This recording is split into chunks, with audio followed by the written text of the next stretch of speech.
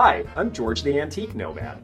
Come with me as I wander the country in search of valuable vintage, amazing antiques, and cool collectibles. We'll buy, sell, and trade at antique malls, shops, and shows, estate sales, flea markets, thrift stores, anywhere people go to find really interesting things that just aren't made anymore. So come on, let's go! Welcome, everybody. This is George the Antique Nomad, and this is this month's wrap up of things that we sold on eBay.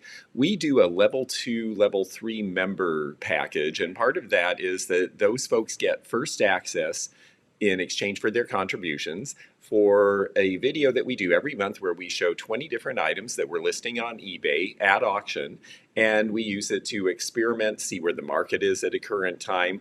Our level 2 and 3 members get to see it first, but it does eventually go out to everybody, and of course it goes out on eBay, so we get a pretty good idea of what the current market at auction for these things is. It's a fun way to experiment as well as to sell items, and we like to go over the results with you so that you learn what we learned in the process. So we're going to talk about the items that we put up on the 31st of July and sold the first part of August. And without any further ado, let's go to the share screen here and show you some of the stuff that we had. We had a pretty neat group of merchandise this time. And one of the first things we had was this.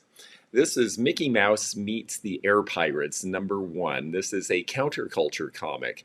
This is a very hard one to find because the folks who did it, who called themselves the Air Pirates, they were a group of animators and writers on the West Coast. They deliberately, particularly the leader of the group, wanted to provoke Disney into a lawsuit because their theory was that Mickey Mouse had become generic like Kleenex or anything else and was just a product, and that you could use that likeness in any way that you wanted. Disney differed, and Disney sued, and Disney, after many, many efforts, won and was allowed to destroy most of the remaining copies. And so it's a really hard one to find. This one is in near mint condition. I put a reserve on it. Now, reserve means you pay extra money. In this case, it was 5% of the reserve price, and if it hadn't sold, you still get to pay the fee. So you really have to think about reserves, whether they're a good idea or not. I paid $13 in just reserve fees on this one. In this case, it was well worth it. It was a great piece in really good condition. I was not willing to let it go below a certain price. It had to make that number for me to feel like it was worth selling, and it did. So I felt like in this case, using a reserve was actually helpful. Now, I had a friend say, why didn't you just put it out at $225 if that's what you wanted? And I'll tell you, because you need hype, you need interest. This got 32 bids, so a bunch of people got interested and followed it on its way up to the reserve price. And that's the reason that sometimes it's strategically better to price something low and let the market bid it up and have a floor underneath the price you're willing to accept, as opposed to starting it out at full price and hoping you get that one person who is willing to pay it. So in this case, the reserve worked. The piece is great. The customer was very happy, and that was a nice thing to see. This piece also sold for $60 on 2 bids. This was the Hohner Chromatica. I had offered it at this price at shows before, and it had not sold for $60. And $60 is a tad bit low for this piece. It could have been $75 to $95 on a good day, but we are in the middle of summer, and we have to bear in mind that not as many people are on the computer, not as many people are seeing eBay necessarily as would be in the other seasons. And so for that reason, I felt that $60 was perfectly fine, and we accepted it and sent it away. This piece only went for $15. I had actually hoped it would go for around $20. I knew that these pieces were seen in the box often. I did not realize at first that these are seen in the box all the time, and it turns out that the reason is I thought that they had gotten some distribution, and I knew there'd been a delay and that these were not ready at the beginning of the World's Fair. It turns out these weren't ready at all, and they ended up almost all being new in box and in a warehouse, and that's why you see them new in the box a lot, and that's why it didn't go for more money. So I learned a little bit about the piece and why I was finding them at inexpensive prices. I still like them, and I'll still buy them, but I would probably sell them in Seattle directly to people who are World's Fair fans rather than putting them online at this price. Next up, we had the Maddox Double Flamingo Vase. It sold for $46. I typically sell them for exactly $45 at every show that I do, so I felt that the price was exactly right.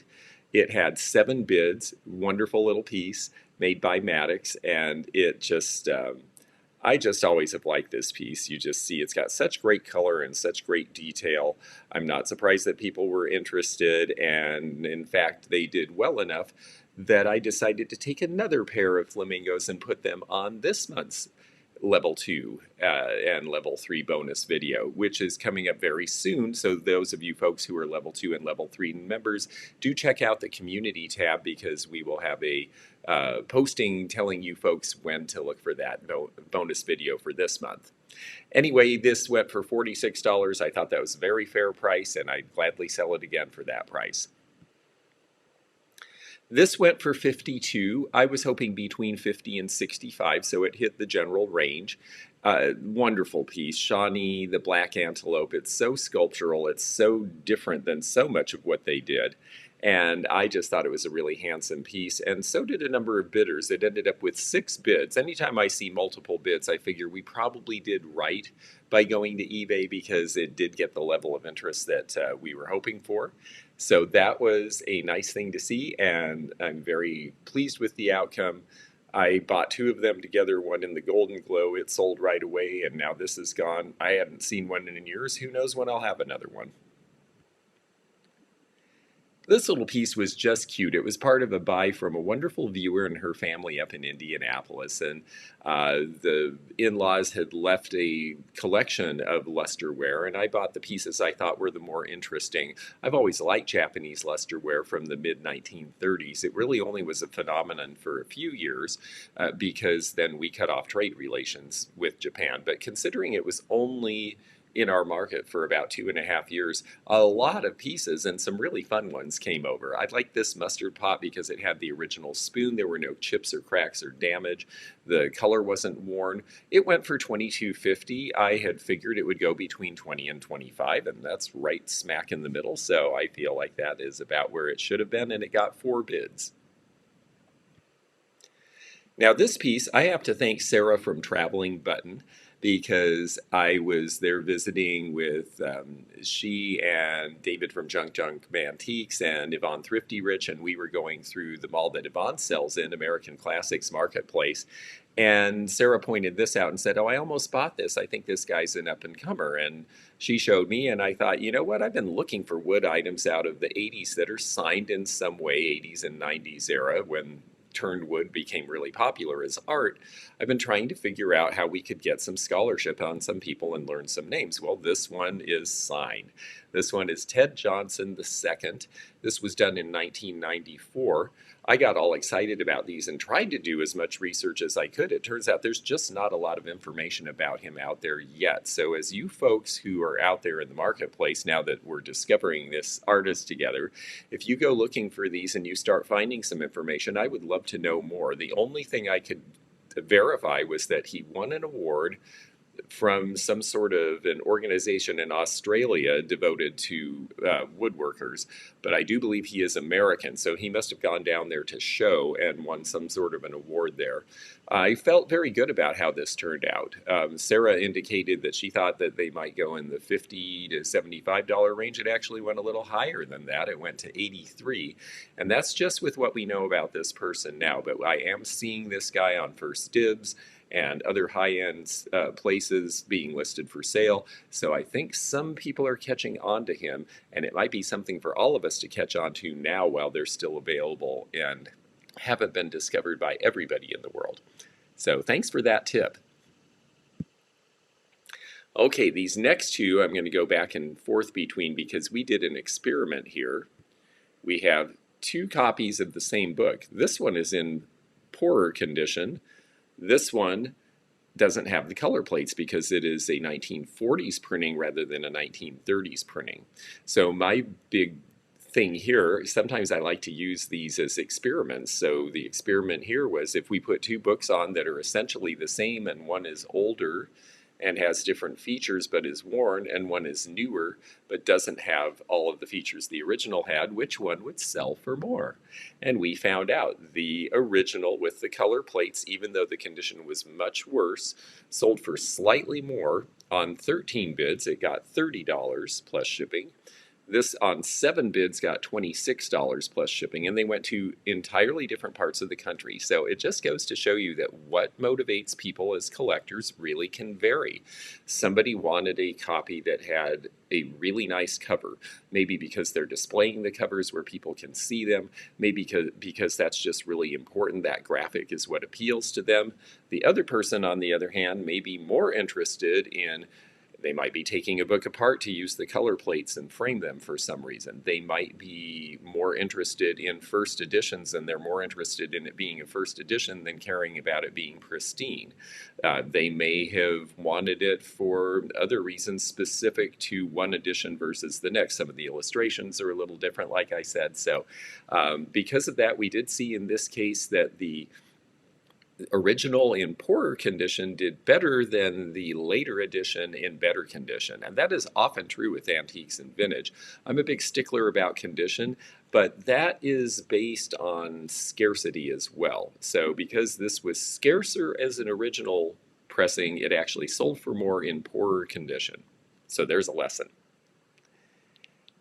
Okay, next we did this one, the Hull Butterfly Cornucopia. It went for $31. That's pretty much spot on what these go for at retail. And would I sell it on eBay again? Maybe. It got 3 bids. I might just as well, for the price, put it in a real world location and put that price on it and probably get it. Part of the holdup with these, of course, is the shipping. They're rather large. They're a little bit on the heavy and stout side. And part of it is that I keep talking about how gray tones are coming in, and we're going to see more interest in blues and pastels and pinks, and that is starting to happen, but it's only starting to happen. It takes a while when there's a big shift in color tones. There's a transition period where people are trying to kind of meld what they were used to or what they decorated in before with what's coming next, and so there can be these interesting hybrid periods, and then eventually most people shift over to the new decorating ethos, and then the accessories come in. So I do think that this will go up in value. I believe when I first started in the business, these sold for around $45. I have this hunch that in the next 10 years, we'll be back up at those prices. We will see. This one was very cute. A lot of different people did the coolies in the Murano glassblowing world.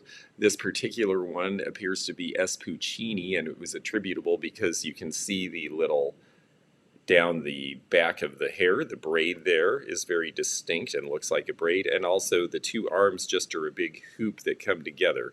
So it's modernist. It's not trying to be completely literal. I always liked this design, and so did the 6 people who bid on it. It went to $72.55. I would have expected a selling price between $65 and $85. So again, it fell right in where it should. And for August, that's pretty great. I realize I'm not showing you too many home runs where, we put it on for $10 and it went for $1,000. I didn't really expect that this time of year or with these type of items. So the fact that they're selling where they should sell in the slow time of year on eBay is actually very encouraging to me. The next piece, the pair of leather Native American dolls from the Columbia River. These were just wonderful.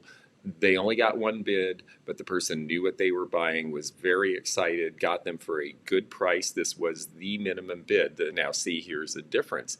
This one I did not put a reserve on. I considered it, but on this one, for some reason, the reserve fee was 10% of the price, and I decided that was too high.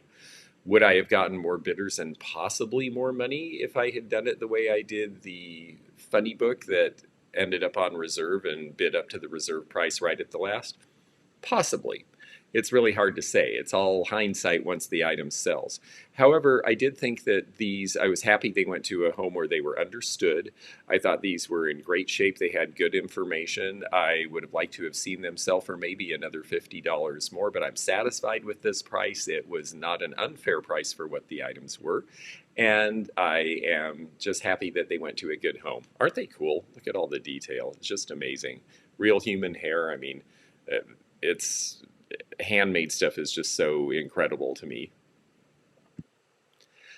Okay, now this guy, I've got to say, I wasn't sure that this was necessarily a great idea to put online or in the video because unfortunately Bob Crane's demise was the lurid story, but the lurid story actually seems to be what is attracting people to collecting certain celebrities. And unfortunately, poor Bob in this case, well, his tragic death and unsolved murder definitely has created a lot of interest in him in the afterlife. And so this went for slightly over $20, which is more than I expected. I honestly thought it might only go for about 10 to 15. So somebody saw what I saw in it, and I'm glad that they got it.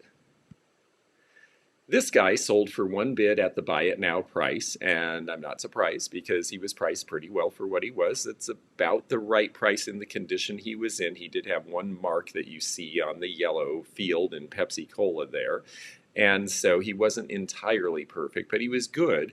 And $79 for this piece is just about what they seem to typically go for. So I was happy somebody saw it and understood it. I don't usually do Christmas stuff in the middle of summer, and obviously it might have sold for more if we had waited, but I was happy with what we got for the middle of summer. This is the right price. This sold right away. This was the first thing to sell, and it sold to one of the, I believe, level 2 viewers, or maybe she's level 3, who was watching the initial bonus video early release. And she bought this right away because she knew her husband would really appreciate it. It's actually a money holder rather than a cigarette holder, so it's useful in modern days. And with the golfers on it, the condition was great. She said he just loved it, so that was exciting. It's funny that it says it was 2 bids. I don't quite understand that about eBay. Because it was a buy it now, and it was the first person who bought it. So, what does that mean? I'm not really sure. Okay, now we're going to get into some things that didn't sell, and then I'm going to show you a few extra bonus items that did sell because I've been doing some extra eBay this month, so I'll show you a few things. This one didn't sell. I love this piece. I think it's so cute. I have to say the picture really doesn't do it justice.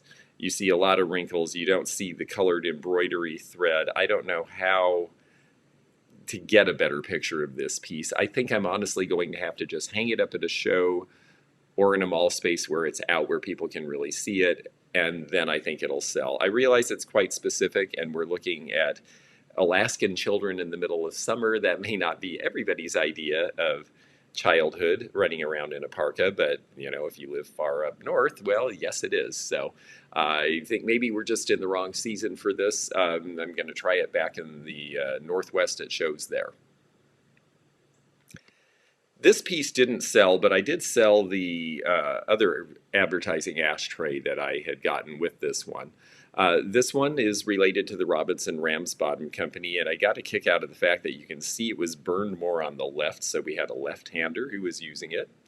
I think that it's really a question of when you have something as specific as this, do you find that person at that time who understands if there was somebody who collected Robinson Ramsbottom, they might want to have this piece because this was their sister company and they made the piece for the sister company and it has a story. But that's a fairly obscure story, so you're really looking for a very specific collector. My guess is that when I take this to the Springfield Antique Show, close to where it was made, where there's a bunch of pottery collectors, it will probably sell right away. So that's where it's going to go. And I plan to put it out at the same price. This piece did sell. This is the tragedy of eBay. This is what it looked like in its beautiful state when it sold to a lovely viewer up in Massachusetts. I wrapped this thing in so much bubble wrap and put it in a nice sturdy box, and they literally dropped something corner first right on it because they broke it into 6 pieces on the stem. Now I could understand it if they broke the outside or there was a chunk missing of it. Maybe I used too small a box, maybe it was too close to the edge. No, it was the stem. The stem was wrapped in this much, I mean like 6 inches of padding around the stem, and they still managed to break it. eBay, unfortunately, has been the demise of a whole lot of collectible merchandise over the years, and it's not eBay's fault, and it may be the shipper's fault sometimes, and it may be the post office fault. We are claiming this one. I feel so badly for the customer. She just loved it. It was her first piece. She's been looking for one. So if any of you folks out there find another one of these, I would be very interested in supplying it to her. She actually, it says 0 bids. The truth is that she actually did pay the $49, and then it just didn't get to her, and that was just a horrible thing. So, unfortunately, all this shipping stuff, we are going to lose things sometimes, and it is going to create greater scarcity. So hopefully, if something is really, really, really, really rare, you have it triple packed in lead. I'm not sure what to do with the post office sometimes.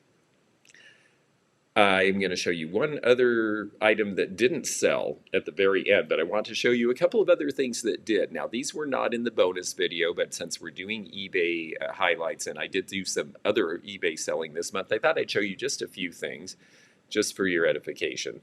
Last month, we showed a camera lens that sold for about $40 on eBay as one of our items. This month, I didn't put it in the bonus video because you've just seen me sell a camera lens, but I did put this camera lens online, and it sold for $129, which is how much it sold for new, and about $30 higher than they usually fetch. I suspect that these are starting to be hard to find, and that people were glad to pay the original retail price or more because they are not finding them available elsewhere. And so sometimes the trick on eBay is find something that has been discontinued for a short period of time because people are still, the original buyers, still looking for it. So sometimes that's a good move, and in this case, it certainly worked out.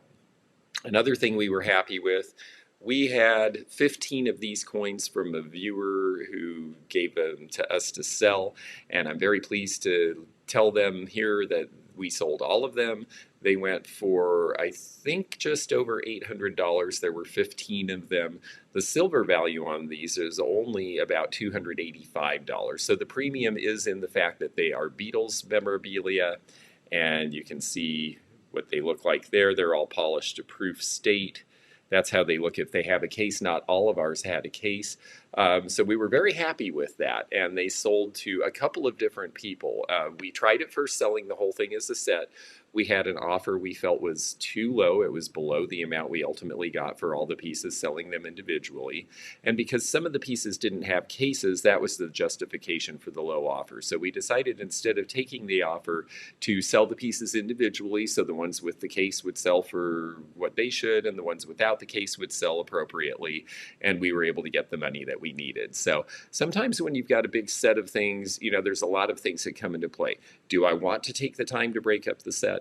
Do I want to ship a bunch of different things, but on the other hand, will I get more money for it in pieces than I would for the whole thing? And is the set complete and intact? And because in this case, because we were missing some of the cases, we couldn't really say it was complete and intact, so that's why we decided to break it up.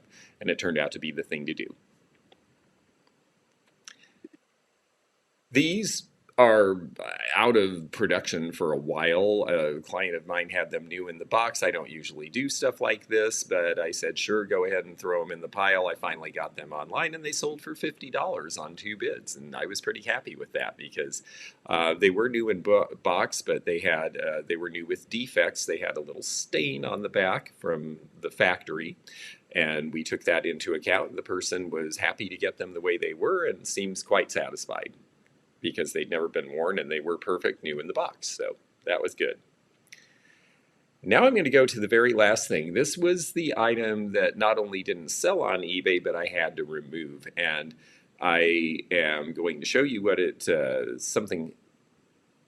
well, let's see if we can find the listing. Okay, so it was a Gold Dust Twins washing powder box. Actually, let me show you this first. These are the Gold Dust Twins. And the note I got from eBay, and I printed it out, says, we had to remove your listing because it didn't follow our offensive material policy. Listings that promote or glorify hatred, violence, or discrimination are not allowed. And I get that. I really do. I mean, eBay is appealing to an international audience, and a lot of different people with a lot of different sensibilities. And while I personally don't have a problem with selling this sort of thing because most of my customers are Black, most of them are buying it because they find it important to preserve for educational purposes, I don't sense that the reason for buying the items in this case is because of hatred, violence, or discrimination. And so I don't have an issue with them based on that. I will not sit here, though, and pretend that these things couldn't be offensive to somebody, because clearly we have a different idea about race relations and people's place in the world and in society than we did. And so certainly some of these images, which may have been intended to be cute in their time, may not come off the same to people today. Having said that, I was a little frustrated, though, because, again, when I go to, here's another one, these are items, the one I just showed you and this one, with gold dust twins, which just sold on eBay. And one of them clearly said Black Americana in the listing, which is what I think got mine pulled, is because I stated that it was Black Americana, and that somehow took it into a different realm. It's very unclear, I have to say. It says here, we recently updated our offensive materials policy to prohibit items that portray negativity or stereotypes based on race or ethnicity. I get that. And you can't relist items we've ended. I get that. I'm not going to. I have a private client who I think will take this piece. What's one of the things they say, though, is that items including historical advertisements with demeaning portrayals through caricatures or other exaggerated features. So, you know, here's an item that sold for $84 after my item was pulled. And my item, honestly, was not as detailed and not as caricature-based as this item.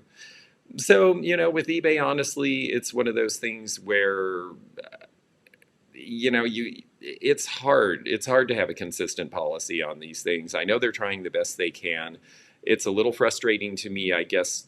The one thing I will say is that if there's things that they're constantly saying cannot be sold on eBay, then why doesn't it just come up when you're doing the listing and say, I'm sorry, this does not follow our policy? So, you know, there's my 2 cents for what it's worth. I understand where they're coming from. I like I said, I've got a private client who is Black who buys a lot of this sort of thing from me, and I will take it to them in Ohio, and so we'll get it sold.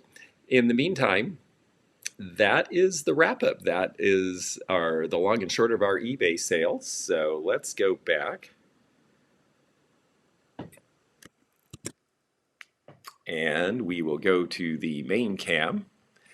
And I'll just say thank you so much for watching. I hope you really enjoyed this. I got a lot out of it. I learned a lot. I sold a bunch and was happy for that. 15 items, well, actually 16 out of 20 sold. And that's, gosh, that's a pretty good percentage. 80%, I'll take that, especially in the middle of summer. So happy with the results, happy to bring this to you. Looking forward to bringing you the next bonus video. It will be coming out very shortly, so look for that. And if you're not a member, please click join or click the membership link in the description, and you can find out more about how to get early access to those bonus videos and the other perks that we offer to our members. So thanks for watching, and we'll see you again soon. Thanks for joining me again in the fun and fascinating antique community here where online meets the real world. Please click the subscribe button below, click the bell to be notified when new videos upload, leave a comment below, and hit thumbs up to like this video. Links to our online social media and our items for sale are in the description. This is George at the Antique Nomad. Bye for now.